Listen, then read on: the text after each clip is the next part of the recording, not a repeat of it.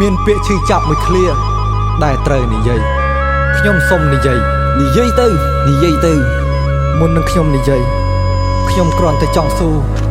តើនរណាស្ដាយពេលដែលខ្ញុំងំបានរួមមានសម្ពាធគំលាតមានវិបត្តិចង់ទៅលោតតឹងកាន់ព្រឹកឲ្យងំបានមិនខំពីគំនូដែលគេគួរឲ្យមិនផាត់តើនរណាស្ដាយពេលដែលខ្ញុំងំបានរួមមានសម្ពាធគំលាតមានវិបត្តិចង់ទៅលោតតឹងកាន់ព្រឹកឲ្យងំបានមិនខំពីគំនូដែលគេគួរឲ្យមិនផាត់ថ្ងៃខ្លះសប្បាយថ្ងៃខ្លះក៏ធុញទ្រាន់ឯណាជោគជ័យខ្ញុំឃើញតែជោគជាំហើយគេបោកខ្ញុំនេះប្រាសោះតើពេលណាទេវតាជួយប្រោះសង្គមមួយនេះមានគ្រប់រសជាតិផ្លូវខាងមុខតែខ្ញុំជួបអីទៀតមានសំពេកក្នុងមានសំពាធសំពីងសំពងយោងឡើងព្រាតធ្វើជាឈ្នន់នេះជន់ស្រួលពេកយកបត់ទៅធ្វើមិនអើពើមិនសារឬនេះជាទាំងវើអ្នកសំដីខ្ពស់មេឃឬអ្នកគិតថាខ្ញុំវាអន់ពេកប្រហែលជាខ្ញុំមិនដល់នាងបានសំដីមិនអាចបញ្ជាក់ចង់ស៊ីក្តៅឬក៏ក្តៅស៊ីរាក់ចង់បោះសំណាញ់ឬក៏ដាក់អន្ទាក់ពណ៌ណាខ្លាំងដែលវាធ្លាប់ជីជន់អញស៊ូតពូអញតាពេលណាចេះគ្រប់គ្រាន់អញចង់ដឹងថាតាពេលណាចេះស្កប់ស្កល់ចាត់ទុកពូអញដូចជាកាកសំណល់សុំបីតម្លៃក៏ពូអញមិនបានផ្ដល់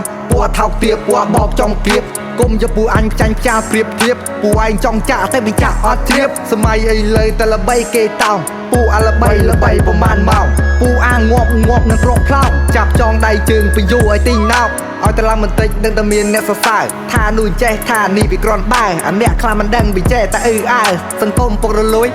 ចាន់តា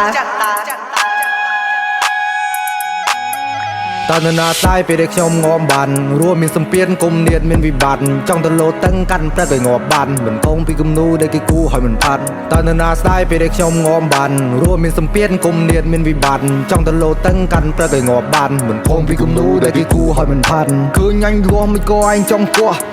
រំកើអត់មើលបារនោះជន់អញកលាច់ដាច់ខាទីកឡាប់កលាអាយដូចកឡុកគេកាប់នេះជាជំហានអ្នកអត់ឃ្លានមុខចំហអ្នកកើអ្នកកែងអ្នកភ្លេចអ្នកភ្លៀងអ្នកវាំងអ្នកធ្លាំងអ្នកធ្លាប់អ្នករួបជាប់អន្ទាក់